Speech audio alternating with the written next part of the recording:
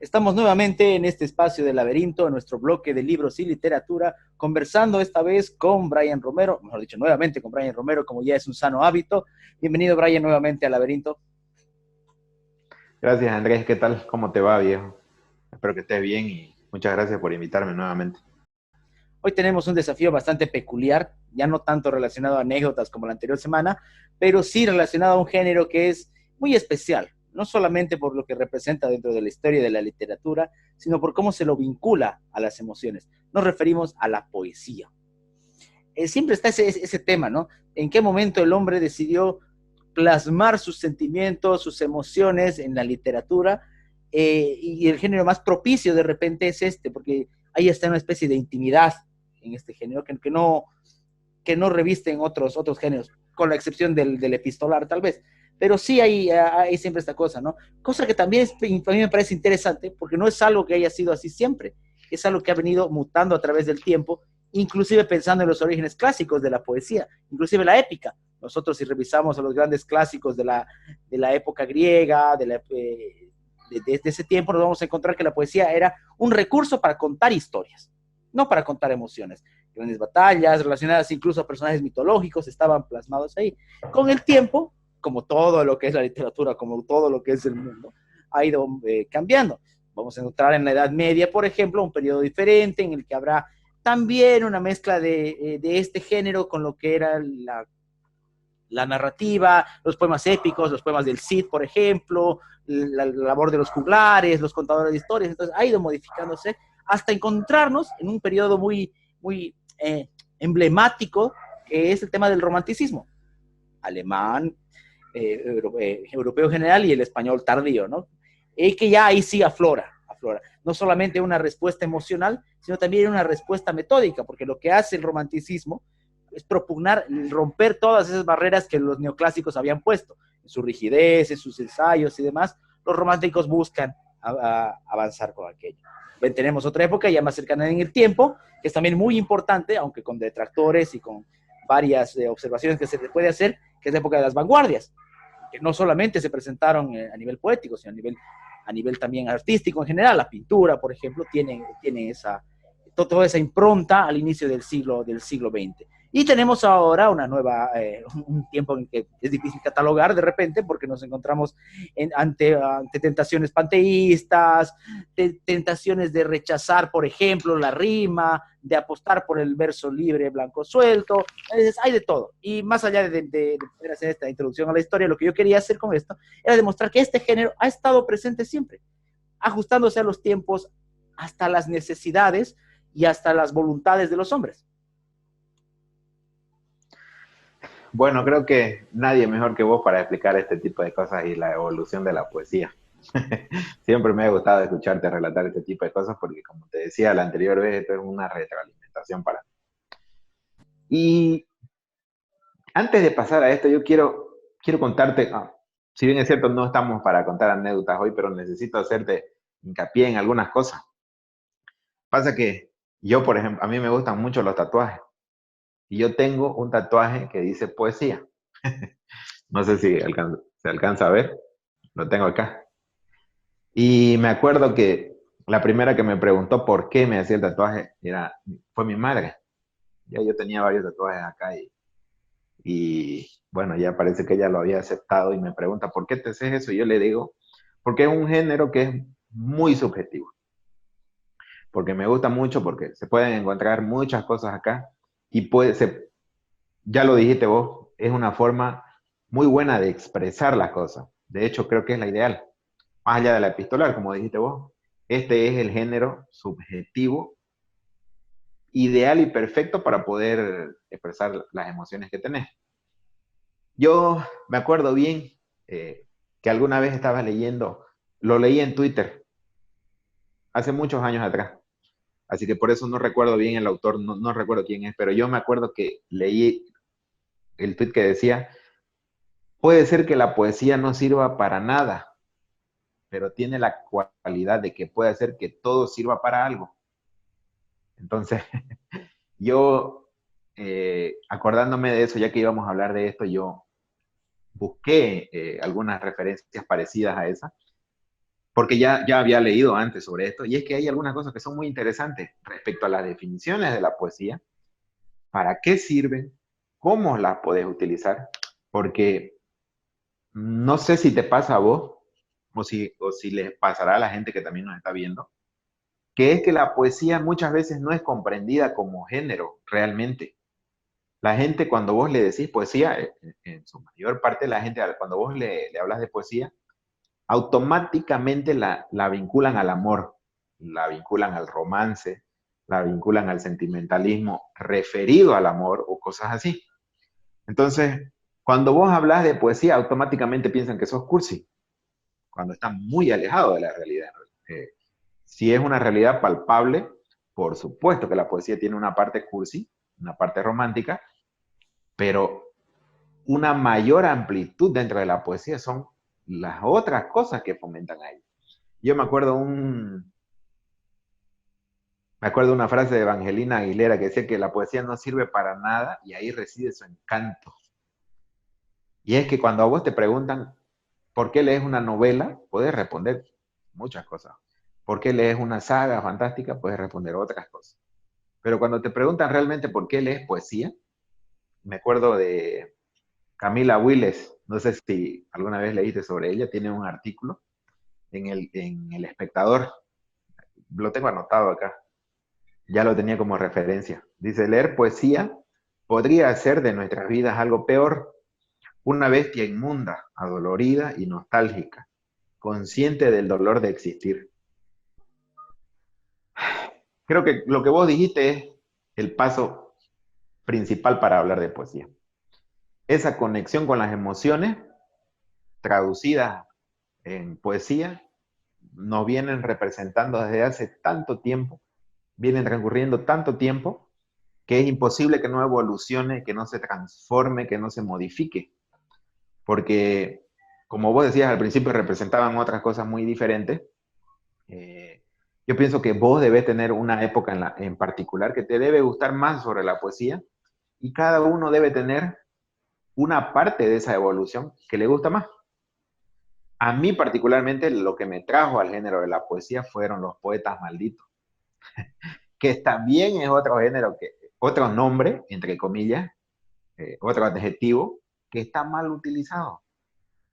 Todo el mundo piensa, tiene una definición diferente del poeta maldito, entonces seguramente lo vamos a tocar. Sí, porque hay esa posibilidad también, y lo dices, que es como que, no digo que la saturación, pero como que la visita a demasiados lugares comunes, el amor, la luna, el café, la tristeza, bla, bla, bla, que no es que esté mal, obviamente, pero que marca nomás una serie de repeticiones cuando uno ya busca otras cosas. Es interesante, ¿no? Porque inclusive desde el punto de vista de la historia y de la filosofía hay una apreciación que es lapidaria de Theodor Adorno, es el representante de la Escuela de Frankfurt, que decía que después de los campos de Auschwitz no se podía hacer más poesía. El hombre no podía hacer nada bello después de ese horror.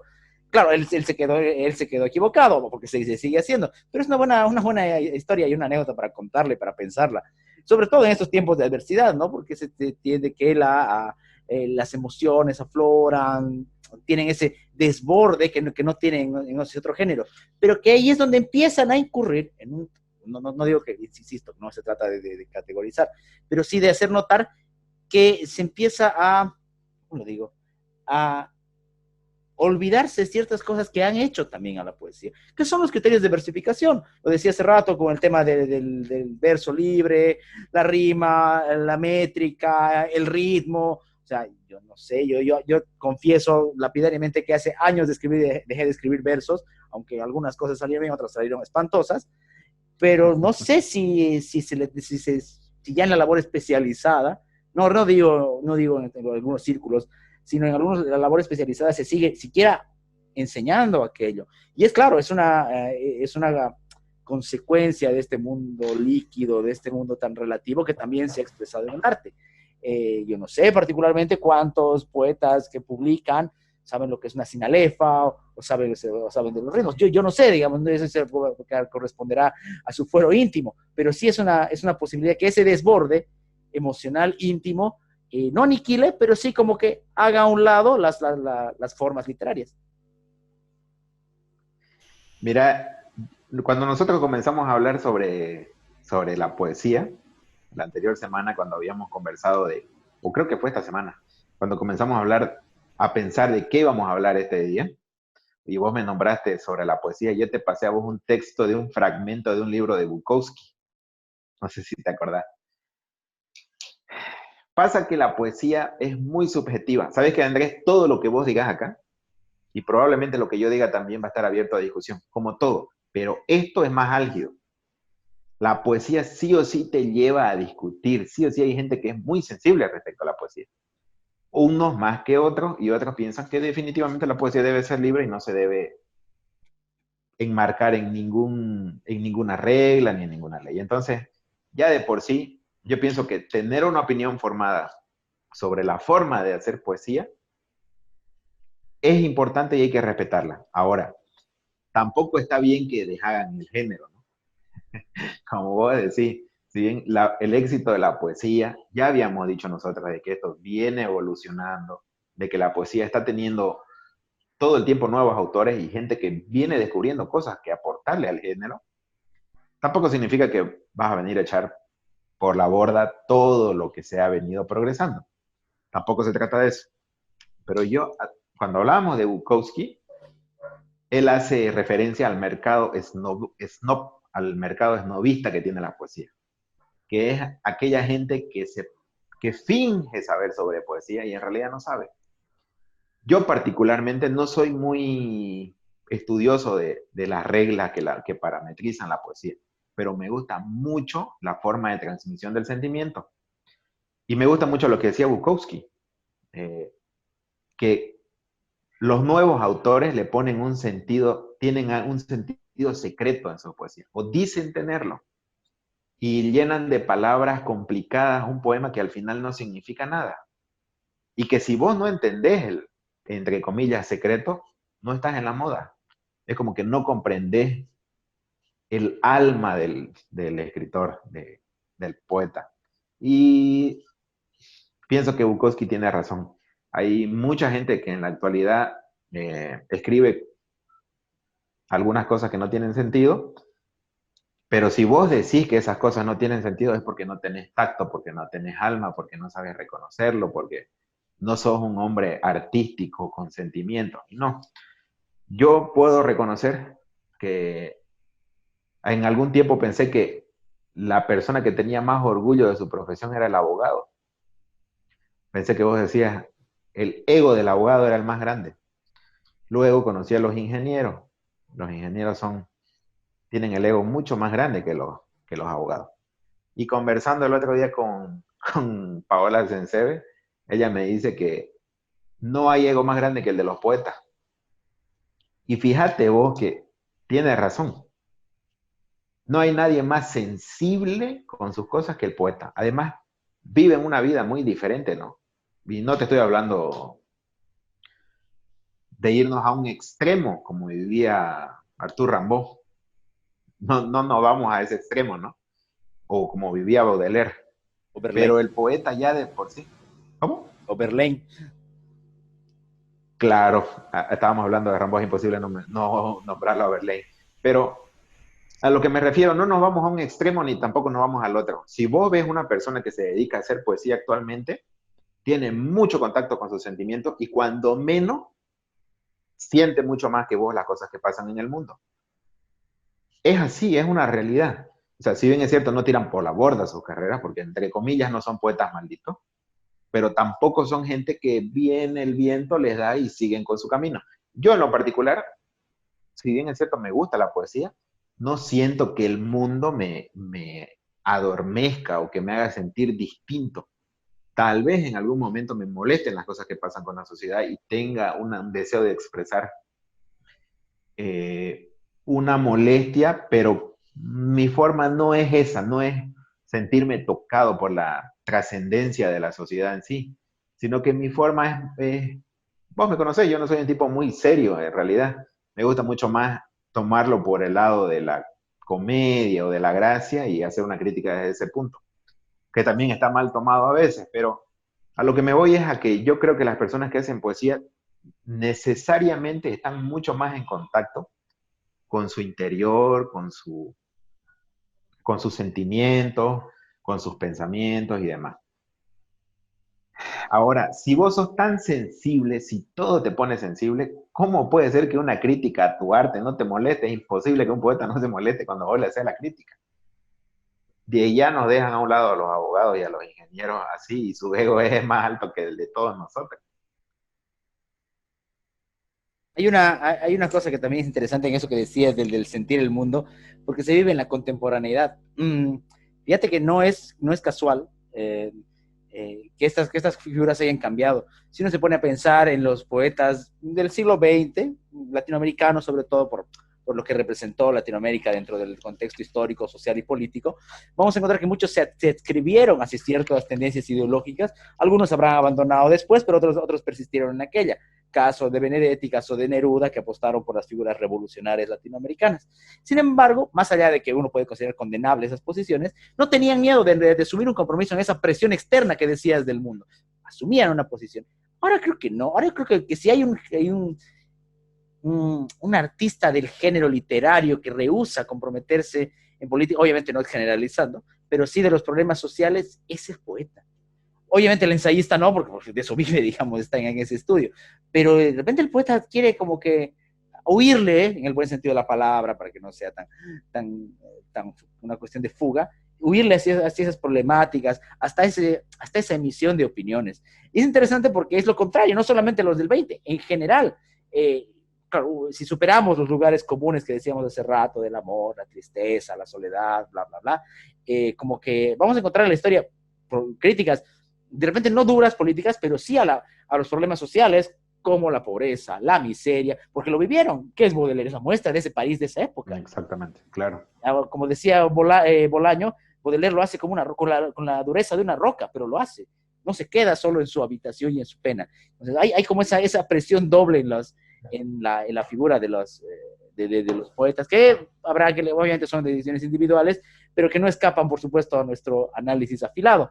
Por otro lado, es muy interesante también, porque si hay, es cierto, ya hemos hablado de esto cuando en el primer programa, pero aquí también toca mucha más relevancia el tema de las traducciones, porque aquí sí cambia no solamente para la comprensión, sino hasta para la lectura en el tema de la rima. La rima te puede arruinar Exactamente. o puede componerte de acuerdo a la traducción. Exactamente, por eso es que para mí es imposible no hablar de Baudelaire cuando se habla de poesía.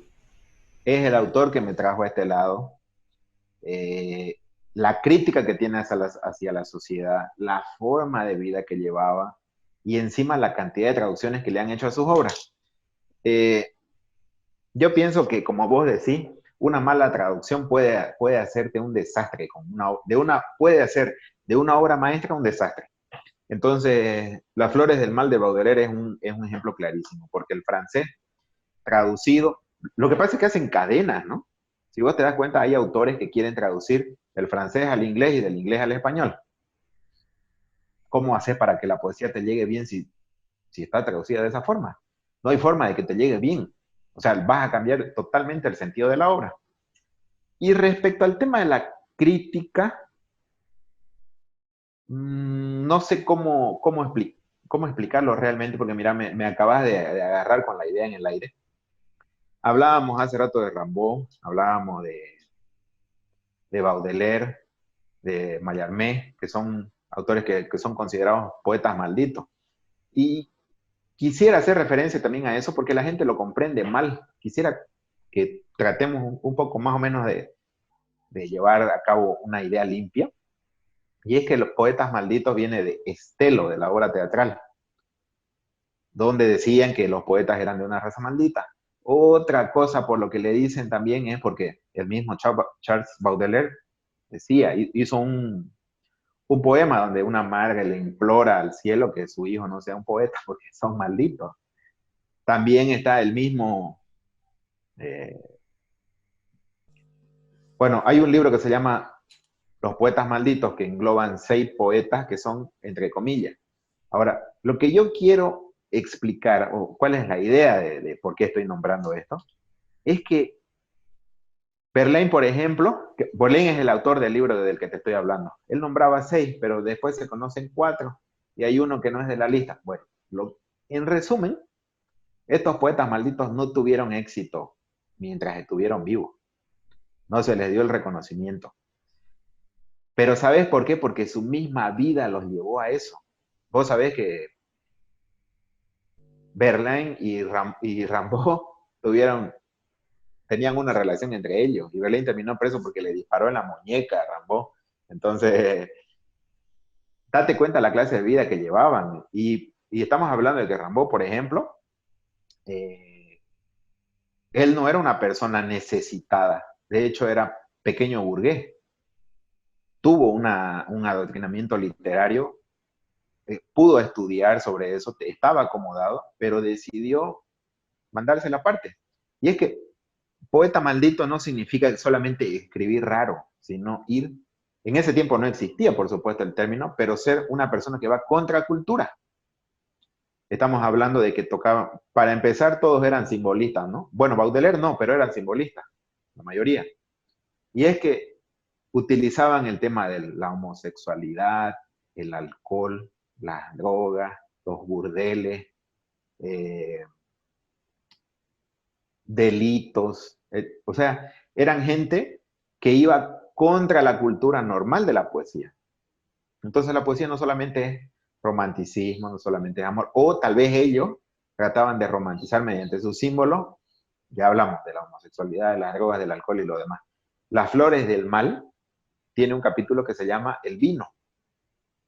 Y Bukowski, que le dicen que es un poeta maldito de la actualidad, dice él que el mayor descubrimiento que él tuvo en su vida fue el vino.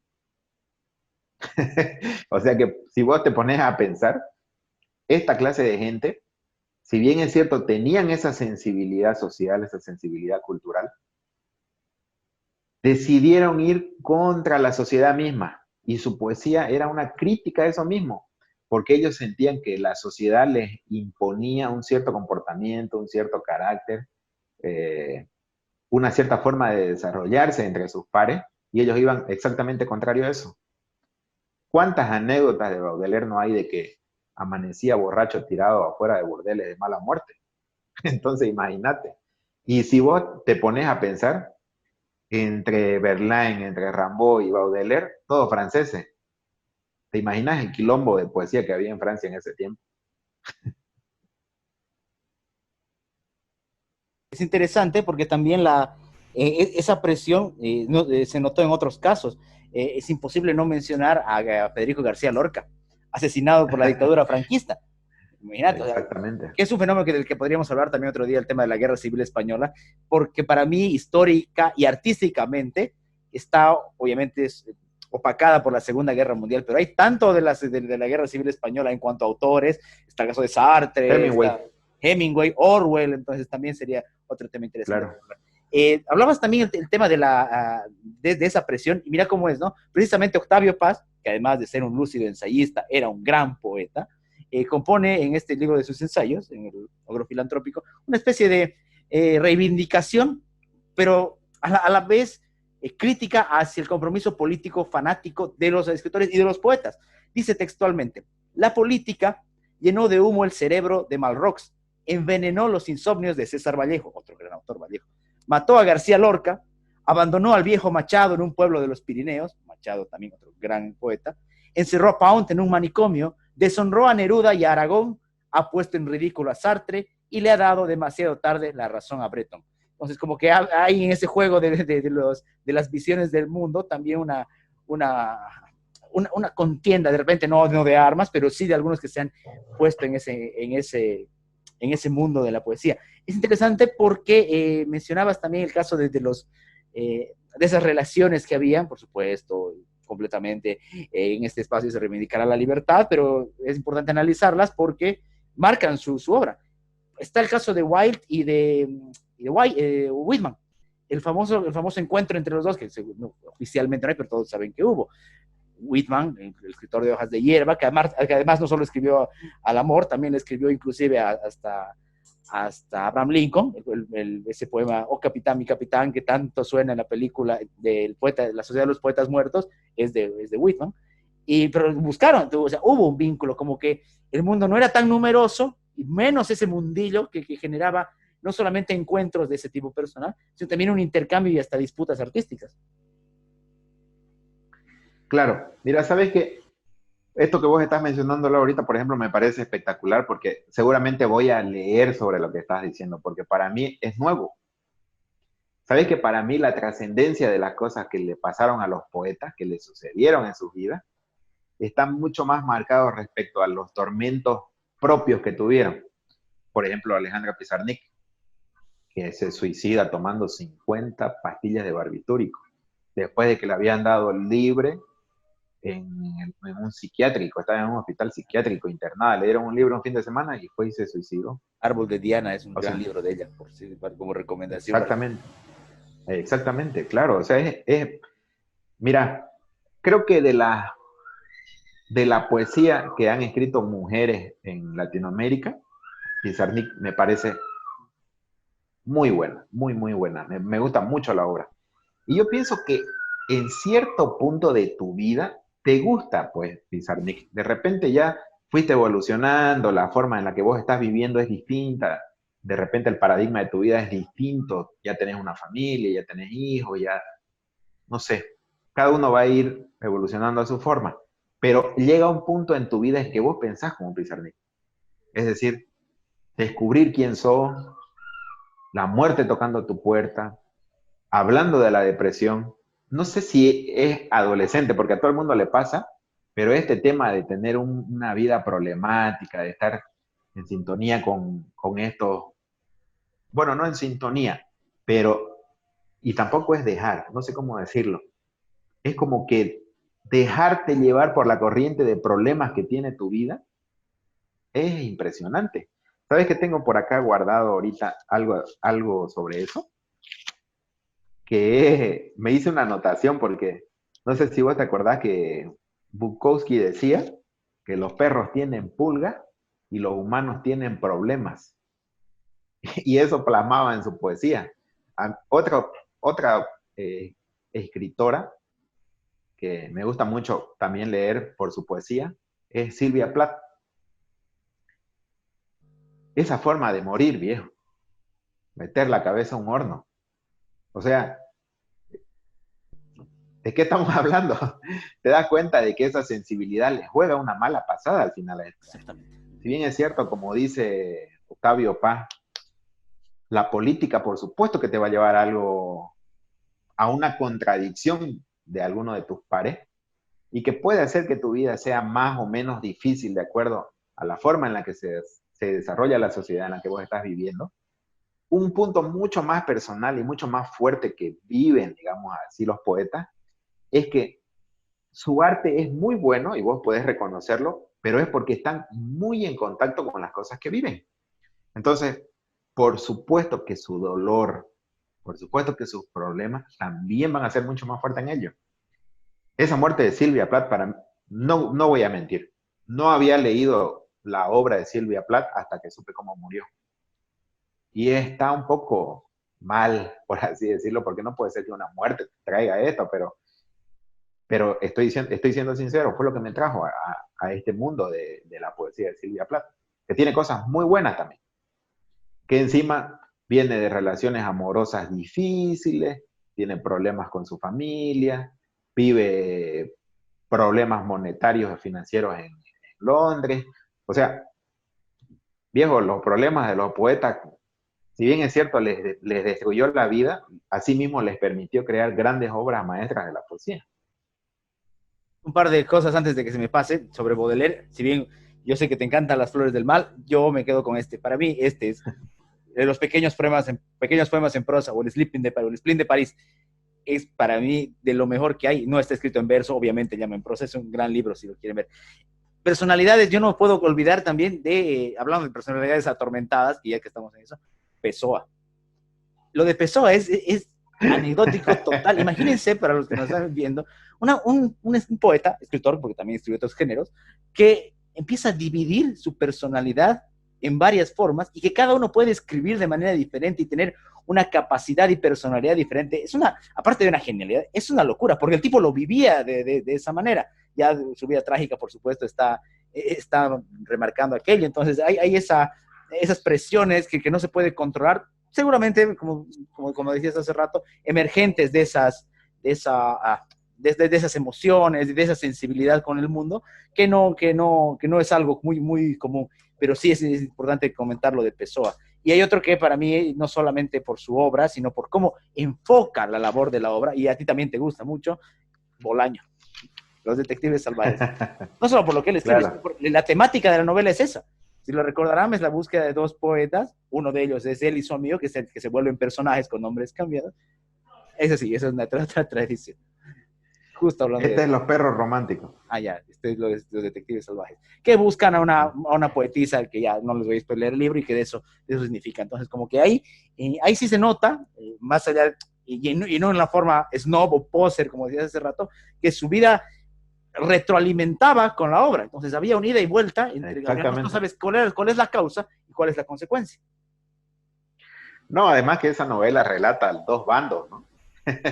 Incluso hay una guerra ahí entre ellos. Y hubo una guerra real, por si Que... acaso, porque, Exacto. porque Bolaño iba a las lecturas de Octavio Paz y se burlaba y le gritaba y le hacía muchas cosas en la vida real. Exactamente, exactamente, claro. Ese, por ejemplo, es un punto que yo te digo, a ver, vos podés estar o no de acuerdo con algunos pensamientos de ciertos escritores o poetas, pero no te vas a levantar de tu cama para ir a gritarle al otro autor en su... ¿Me entendés, no? A eso me Claro, refiero. claro, O claro. sea, esa sensibilidad que tienen no significa que se encierren en un cuarto a llorar. La sensibilidad significa que son tan tocados que los hace exteriorizar sus cosas de forma muchas veces desastrosa, como le pasa, por ejemplo, como le pasó a Silvia Plath o a Alejandra Pizarnik o a Pessoa. Y es imposible que vos no pensés en cómo ellos lo sentían, cómo lo vivían. Pessoa es un caso muy particular, por eso Villoro lo toma todo el tiempo en sus charlas. No sé si has visto charlas de Villoro. A mí me parece fantástico. El otro día que nosotros hablamos sobre fútbol y literatura, yo, me, yo estuve buscando, revisando. Mira que a veces cuando venimos a estas charlas, a mí me pasa que vos aportás datos y luego voy y los busco a otro lado, porque para complementar, estamos hablando.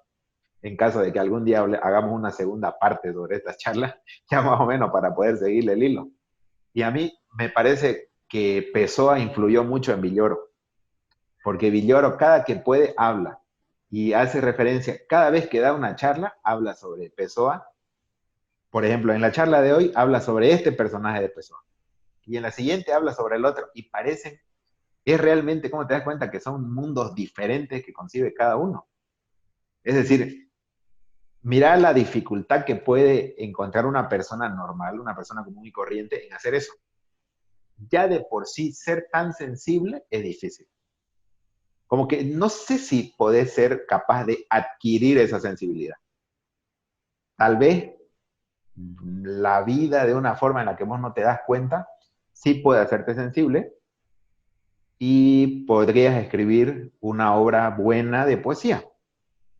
O viniste al mundo con esa sensibilidad, que era lo que pienso que le pasaba a Pessoa. No lo veo a Pessoa adquiriendo ese dote sensible como para cambiar de un personaje a otro y escribir de forma totalmente diferente cada uno.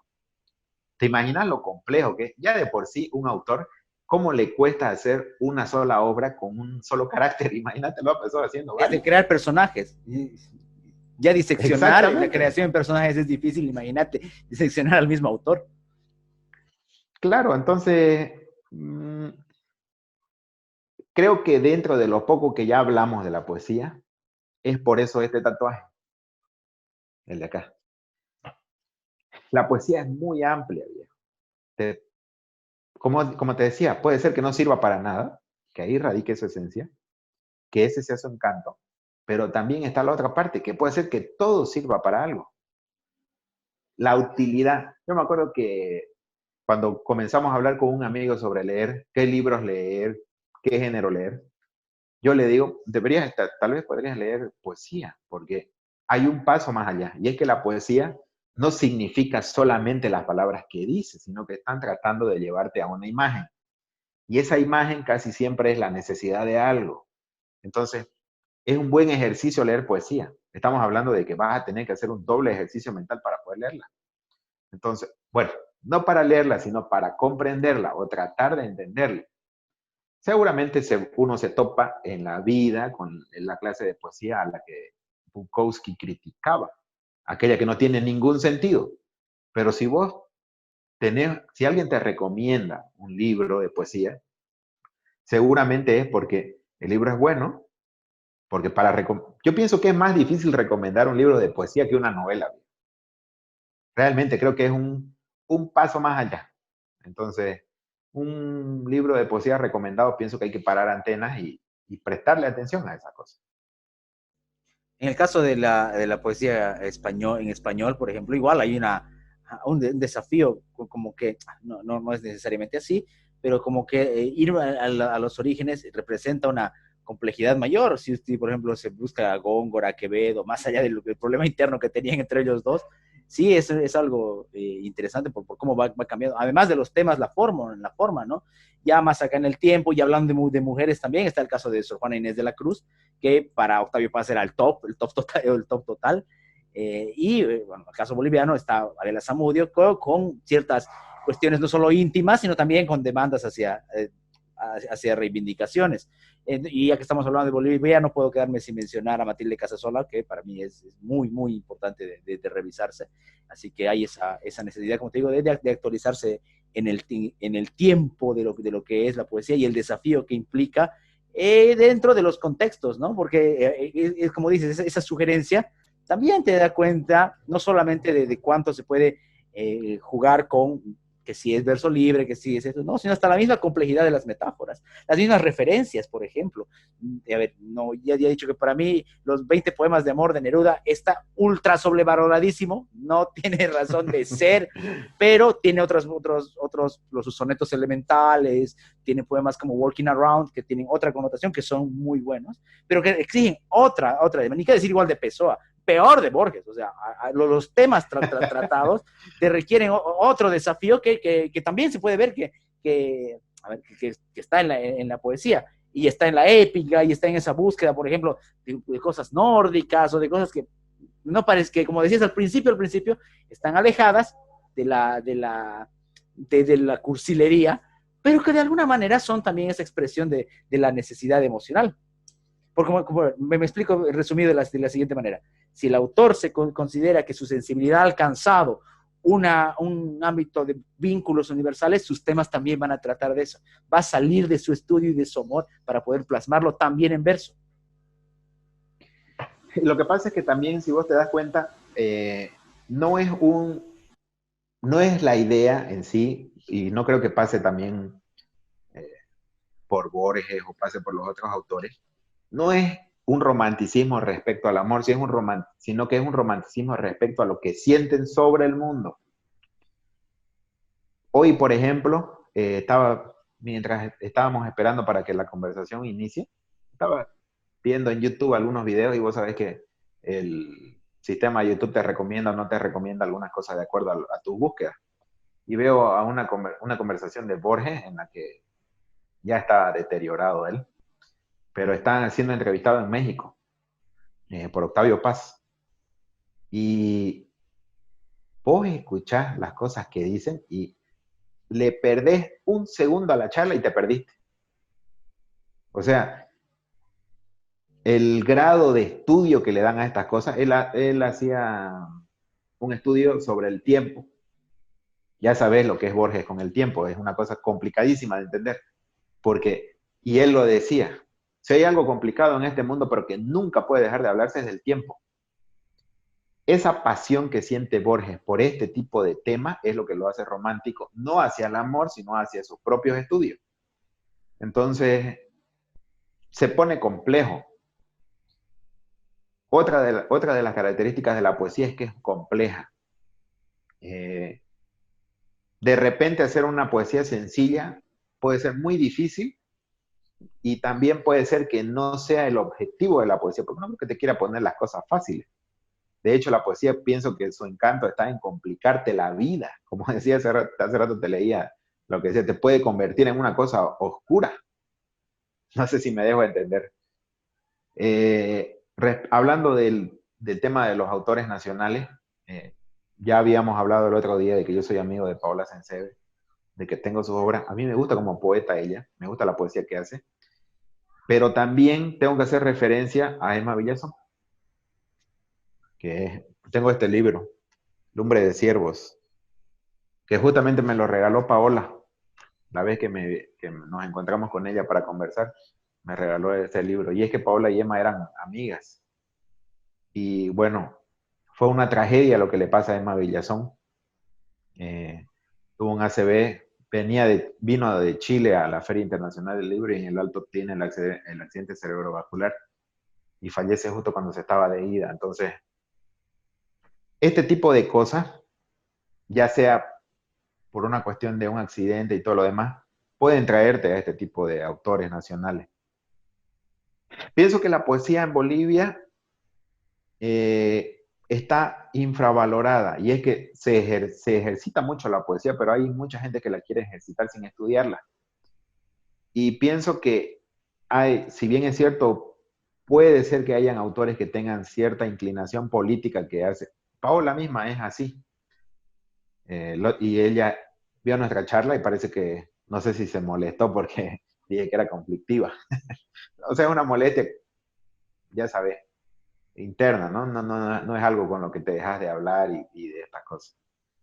Pero lo que pasa es que hay ciertos puntos que los poetas, ya lo dijimos antes, lo tienen, como tienen el sentido de la sensibilidad muy amplio, hay temas que son muy fuertes. Y es que cualquier cosa, tienen la capacidad, además los poetas, de que cualquier cosa la pueden hacer arte. Es decir, logran encontrar un camino, una guía que los lleva hasta el punto en el que ellos están sintiendo algo respecto a lo que está pasando, a lo que está sucediendo. Mucho más aún si es que pasa con el tema de autores que son mujeres. Ojalá que algún día podamos hacer una charla como esta, hablando solamente de autoras mujeres, porque son un camino amplio también. Ya si de por sí una natural, yo me acuerdo, no me puedo acordar exactamente de dónde, pero me acuerdo que Rambo, perdón, él tenía un conflicto con la imposición de su género, porque él tuvo una relación con Verlaine, ¿no es cierto? Pero además, Silvia Plath y Alejandra Pizarnik también sentían que estaban condenadas por ser mujeres. Adela Ya de Zamudio, por otra clase de condena también, está ese célebre poema. Exactamente. Entonces, si vos te das cuenta, ya de por sí el ser humano que se dedica a la poesía es sensible. Ahora imagínate también que por una cuestión natural, una mujer siente que está condenada por el hecho de su género a ser doblemente sensible. Entonces, también es un tema del que podemos hablar mucho. Y aunque sea que lo estemos tocando de pasada, me parece que es importante decirlo, tenemos mucho material poético en Bolivia y especialmente en mujeres.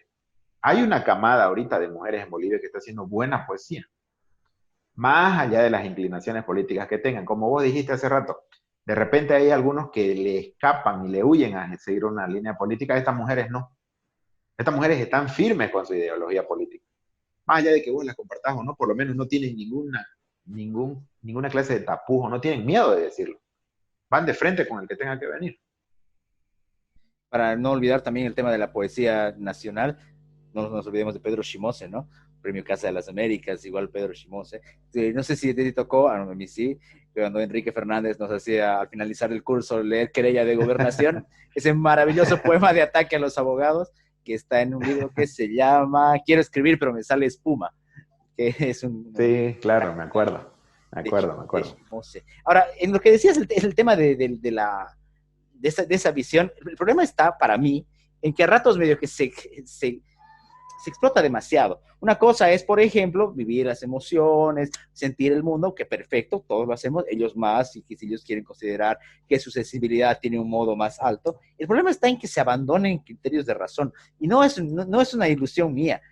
No voy a decir quién, si alguien si lo ven seguramente le comentarán. Hay cierto un autor por acá que manifestaba que cuando daba sus talleres literarios había que olvidar y despreciar completamente la razón, pero así no en la poesía, sino en la vida, que la razón, que la ciencia, eran los peores males del mundo, y no faltó a alguien que se levantó, un conocido también mío, que se levantó y dijo que no tenía que ser así, que había que dividir, y se ofendió, ¿verdad? Entonces, justamente por esa manera de tomarlo a ese punto. Y lo otro, que también está relacionado, es buscar justificar posiciones con la poesía, que no está mal para ciertas cosas, pero por ejemplo, si vamos a justificar un problema político, social o médico, sanitario, no sé si ahí la poesía va a servir. Puede servir de inspiración y de consuelo y bálsamo, que en realidad eso era en su momento, pero no sé si va a ser una respuesta o una solución o una Te argumentación. sirve de culto, pues también. Bueno, yo pienso que también hay que ver la forma en la que la poesía te puede servir para ese tipo de cosas. No estoy diciendo que sí tengan razón, no nos vamos por ese lado, pero no pienso que utilicen el tema de la razón, el tema de la vida, el tema de la sensibilidad en su poesía directamente, sino que lo utilizan utilizan la poesía como instrumento para llegar con eso. No significa que su poesía diga exactamente que soy de esa clase social, que tengo este pensamiento. Puede ser, por supuesto que su poesía puede contener estos temas, pero yo más bien pienso que actualmente la poesía les da la posibilidad de dirigirse al público para luego de que lean sus obras poder decir lo que piensan. Es decir, el último libro que hizo Paola Sencebe, por ejemplo, Codex Corpus, me parece un libro espectacular. Le dieron un premio, ya está nombrada, tiene una entrevista y todo lo demás. Ya tiene el micrófono ya. No quiere decir que su obra sea eso exactamente, sino que le permite estar en la palestra pública y decir lo que piensa y lo que siente. Y siempre ha sido así, no solo es de ahorita.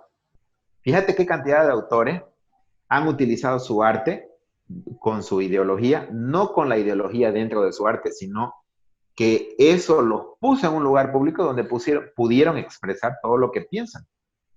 Y no fueron condenados a desaparecer de la República como Platón quería que hagan en ese mundo ideal.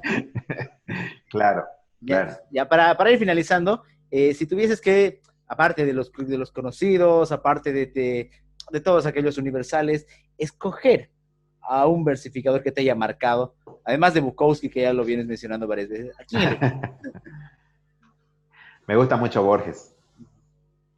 No sé si me estoy saliendo de la respuesta porque conocido es, obviamente que es conocido, Sí, pero de pero repente es que me no gusta. tanto en esa esfera, así que, porque más que más la gente se queda con el cuentista, con ese hombre, así que yo creo que vale. Bueno, sí, sí, pero a mí me gusta mucho Borges, me gusta mucho en la poesía que hace.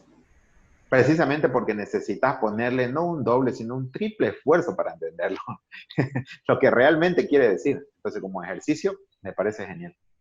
Después, mmm, Pessoa me gusta también bastante. Me gusta porque pueden ser, no sabes con qué Pessoa te vas a encontrar. Eso me parece genial. Eh,